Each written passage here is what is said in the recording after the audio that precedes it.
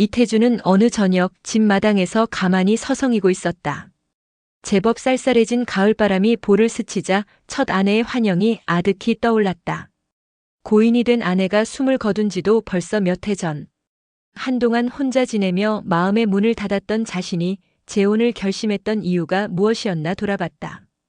영주 씨가 내 삶의 빛이 돼주겠지. 그때는 그렇게 믿었다.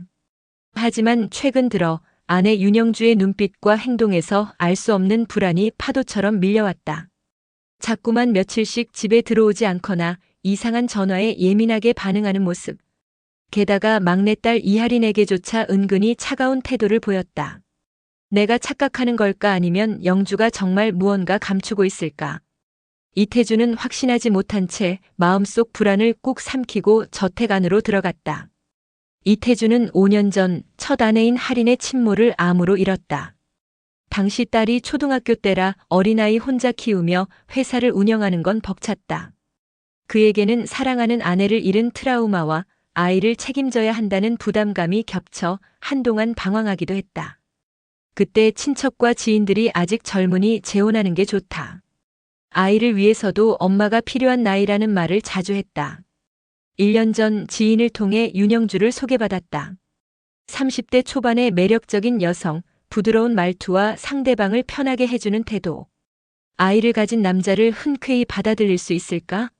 라는 이태준의 걱정을 영주는 아이도 사랑으로 돌보겠다며 웃음으로 해소시켰다. 그 모습에 태주는 가슴이 두근댔다. 이 사람이라면 우리 집에 새 봄을 불러오겠지. 그렇게 짧은 연애 끝에 결혼을 결정했다. 당시 딸 이하리는 약간 반발했다. 엄마 자리에 다른 사람이 들어오는 건 아직 낯설어. 태주는 하린에게 영주가 너를 잘 돌볼 거야. 우리도 행복해질 수 있단다. 라고 달랬다. 하린은 아빠를 위해 그저 내라며 수긍했지만 마음속 불편은 가시지 않았다. 결혼 후 1년 동안 윤영주는 하린에게 겉으로 우리 예쁜 딸이라고 부르곤 했지만 하린은 어색함을 지울 수 없었다. 새엄마가 다정히 말하면서도 실제론 하린을 귀찮아하거나 무시하는 듯한 행동을 종종 목격했기 때문이다. 예를 들어 하린이 독감으로 며칠 아팠을 때 윤영주는 아휴, 왜 그렇게 면역력이 약해? 라며 핀잔을 주고는 간호도 제대로 하지 않았다. 태준이 없는 낮이면 윤영주는 하린에게 알아서 밥 챙겨 먹으라며 외출했고 몇 번은 하린이 아빠에게 굴먹이며 전화했다. 하린은 아빠 영주 이모가 나 싫어하는 것 같아. 라고 말했지만 태주는 아니다. 아직 익숙지 않으니 시간이 필요할 뿐. 이라며 넘겼다. 하린은 속으로 아빠는 영주 이모만 믿고 내가 느끼는 불편은 대수롭지 않게 여기시네라고 서운해했다. 또한 하린은 어느 날 거실에서 윤영주의 휴대폰이 울리는 걸 대신 받으려다가 영주가 황급히 달려와 건들지 마. 라고 소리치는 모습을 봤다. 마치 비밀스러운 인물을 통화 상대인 양 전화가 오면 방에 들어가 문을 잠그고 조용히 이야기했다. 하린은 그걸 지켜보며 이모가 왜 이렇게 수상해? 라고 생각했다. 이태주는 회사 일에 바빠 낮에 집에 거의 없었다. 영주는 제법 멋진 레스토랑이나 카페를 자주 다니고 오는 듯 SNS에 올리는 사진만 보였다.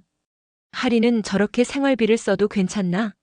라고 의아했지만 아빠가 크게 신경 쓰지 않아 의문만 커졌다. 결혼한 지 1년이 지났을 무렵 하린이 친구와 학원에서 늦게 나오다가 우연히 한 레스토랑에서 윤영주를 발견했다.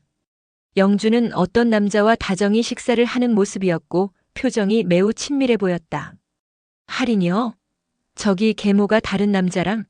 하고 놀랐지만 그 남자가 아빠가 아닌 것은 분명했다. 하린은 어쩔 줄 몰라 숨어 지켜봤는데 영주가 남자의 손을 잡고 살짝 몸을 기대는 모습까지 보이자 충격에 몸이 떨렸다. 도대체 무슨 관계지? 혹시 그냥 지인? 하지만 눈에 비치는 장면은 연인처럼 보였다. 하린은 심장이 쿵쿵 뛰면서 집에 돌아왔고 밤새 고민하다가 아빠에게 말해야 하나 망설였다. 아빠가 큰 상처받을 텐데 증거도 없는데 괜히 의심이라면? 하는 생각도 들었다. 며칠 뒤 하린이 아빠 나 영주 이모가 딴 남자랑 있는 걸 봤어. 혹시라고 조심스럽게 털어놓았다. 태주는 당황했지만 말도 안 된다. 그냥 아는 지인일 수도 있지 않겠니? 하며 애써 웃었다.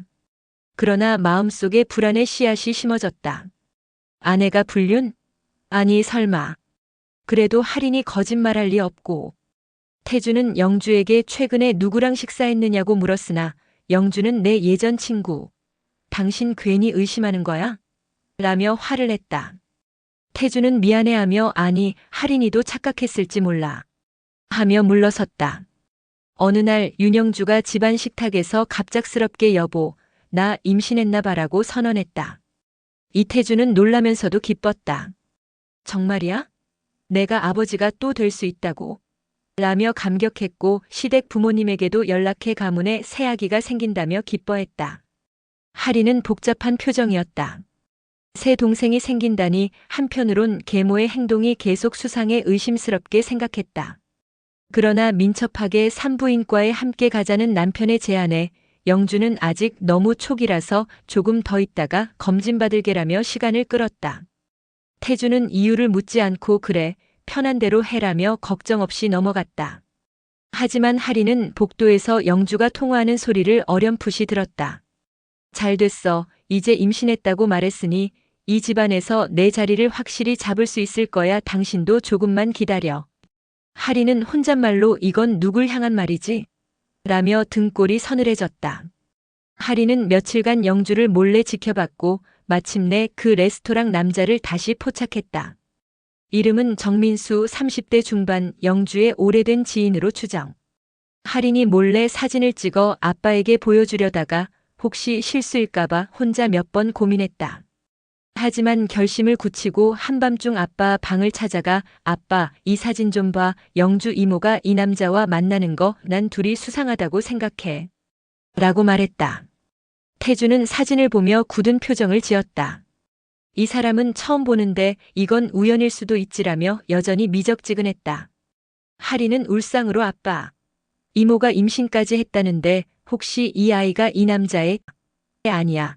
그냥 내 생각이 너무 과한가? 태주는 내가 너무 걱정한다. 영주를 조금 믿어보자. 라고 딸을 진정시켰다. 이태주는 이전 결혼 생활에서 번 재산이 상당하고 회사 지분도 컸다. 윤영주는 여보, 우리 집 명의를 조금 바꾸면 어떨까? 아이가 생길 테니 내 명의로 조금 옮겨두자.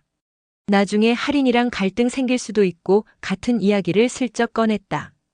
태주는 갸우뚱했지만 그래도 재산명의 이전은 좀 신중해야 해. 할인에게도 유산을 남겨야 하고. 라고 답했다. 영주는 불만스러운 표정으로 할인이라면 이미 엄마 유산이 있을 텐데 내 아이는 아직 없잖아. 공평해야지. 라며 압박했다. 태준이 잠시 생각해보자라고 하자 영주는 퉁명스럽게 돌아섰다. 할인이 우연히 그 장면을 지켜보고 아빠 절대 함부로 명예 바꾸지 마. 이모가 뭔가 이상해.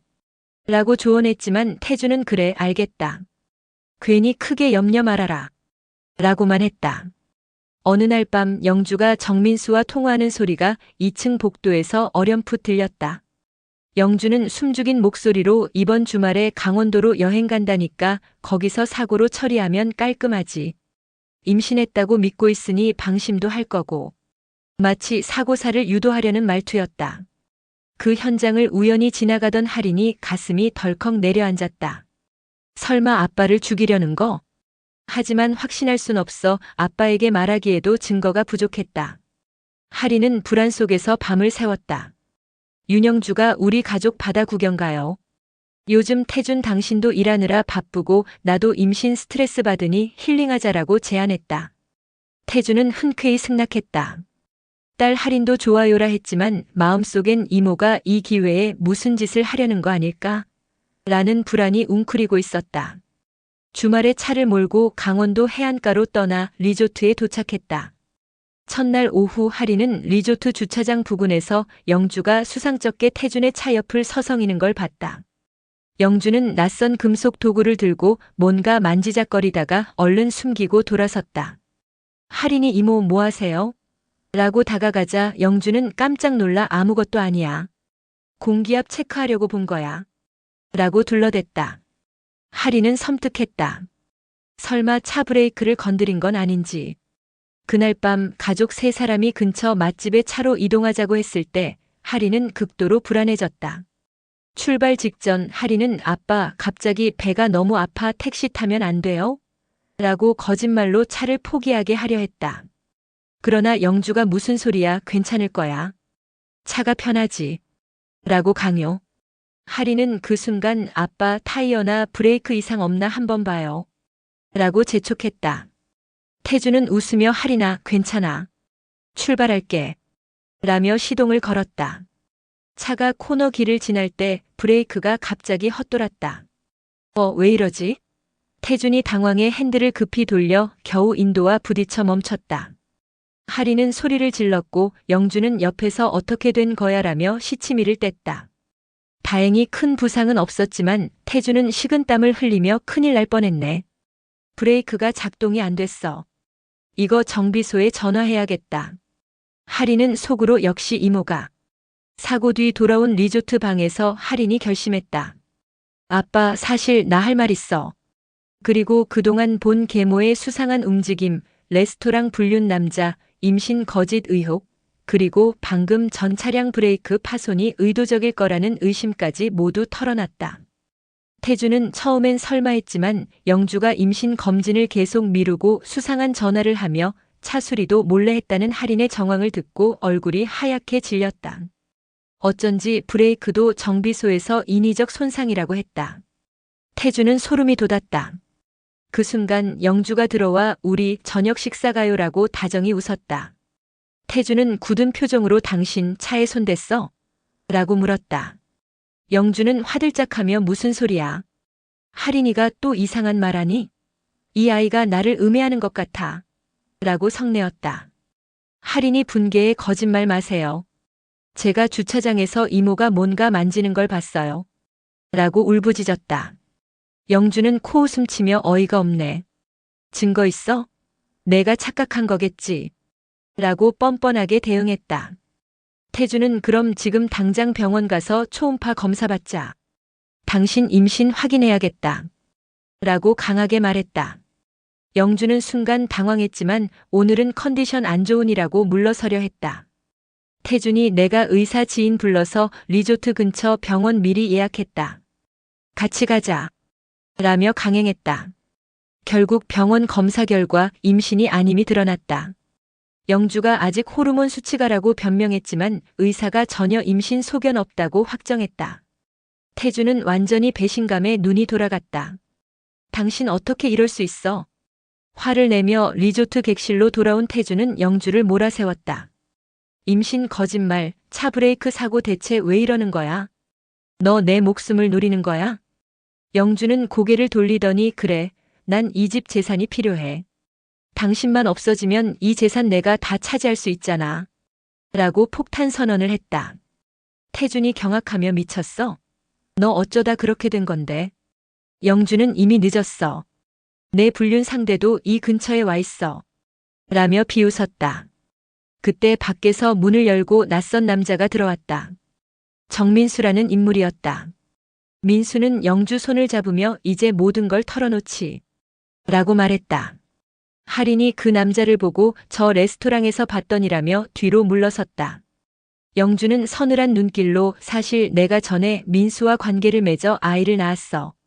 그때 어려서 시설에 맡긴 채 살았는데 그 아이를 찾으려면 돈이 필요했지. 그리고 민수와 나는 재정적으로 힘든 상황이었는데 당신 같은 부자를 만나면 편히 살 수 있을 것 같았어. 태주는 말을 잃었다. 그럼 나를 속이고 접근한 거잖아.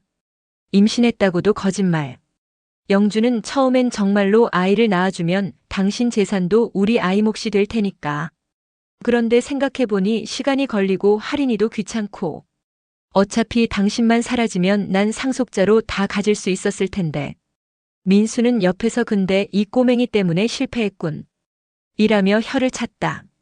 할인은 눈물을 떨구며 정말 인간이 아니네. 라 했고 태주는 분노와 배신감으로 몸이 떨렸다. 영주는 희죽이며 이제 들통났으니 어쩔 건데? 이미 증거 없이 너희만 떠벌려봐야 내가 부인하면 그만. 그래도 사고로 없앨 기회가 또 있겠지. 태주는 치를 떨며 내가 감히 나랑 할인을 죽이려 해? 절대 용서 못해. 라고 소리 질렀다. 민수는 소리 낮춰. 여기 리조트야. 괜히 시끄럽게 굴면 우리가 신고당할 수도 있지만 너도 곤란해질걸.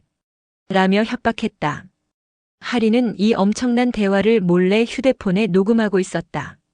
이미 차 브레이크 사건과 임신 거짓말을 통해 영주가 범죄를 계획한다는 직감이 강했다.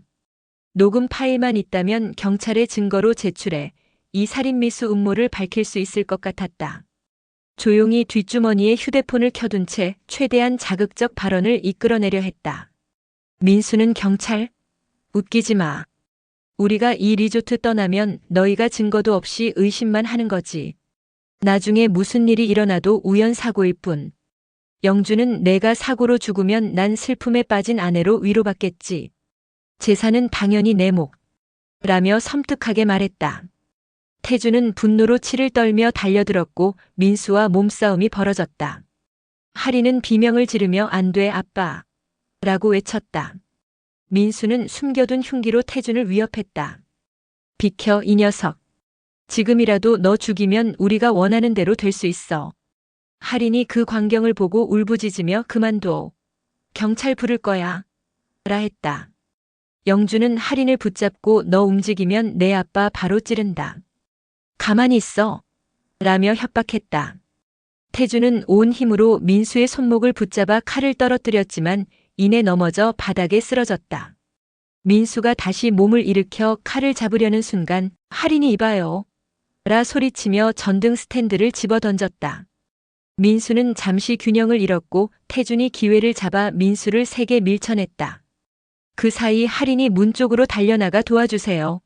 라고 외쳤다. 리조트 직원들이 소란을 듣고 경찰에 신고했고 순식간에 사람들 발걸음이 몰려와 현장을 제압했다. 민수와 영주는 도망치려 했지만 태준과 하린이 막아서고 직원들도 합세에 결국 꼼짝 못했다. 경찰이 현장에 도착해 상황을 파악했고 하린이 녹음해둔 파일을 증거로 제출했다.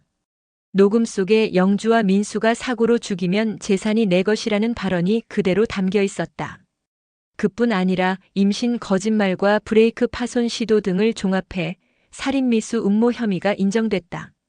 영주와 민수는 즉각 체포됐다. 경찰서에서 영주는 처음엔 부인하다가 결국 어쩔 수 없었다. 내 불쌍한 아이를 되찾으려면 돈이 필요했어.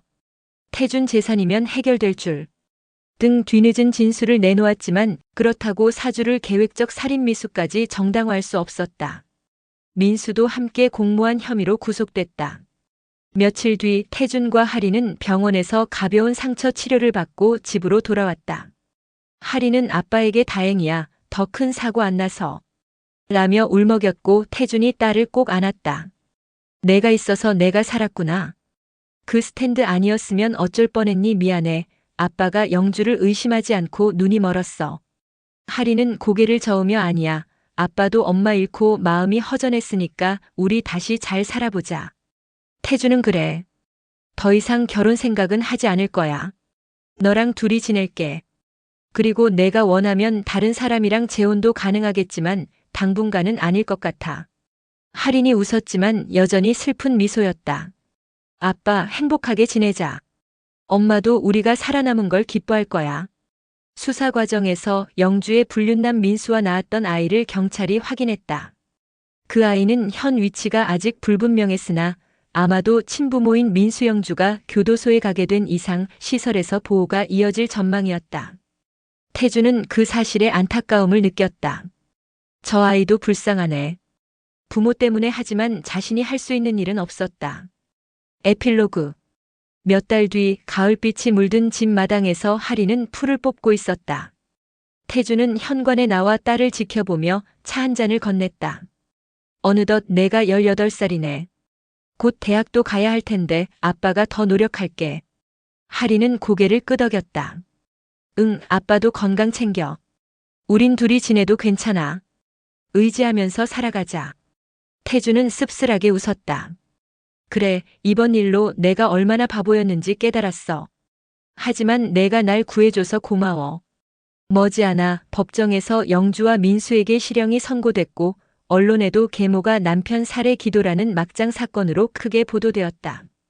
태주는 회사를 정비하며 이 집안에 다시 평화를 찾으려 애썼다. 비록 둘만 남았지만 더 단단해진 부녀 관계 속에서 새로운 희망이 솟아오르는 듯 했다. 하리는 거실 소파에 앉아 옛 사진 앨범을 펼쳐보며 첫 엄마 사진을 보고 작은 미소를 지었다. 이젠 괜찮아. 엄마 아빠와 난 살아남았으니까.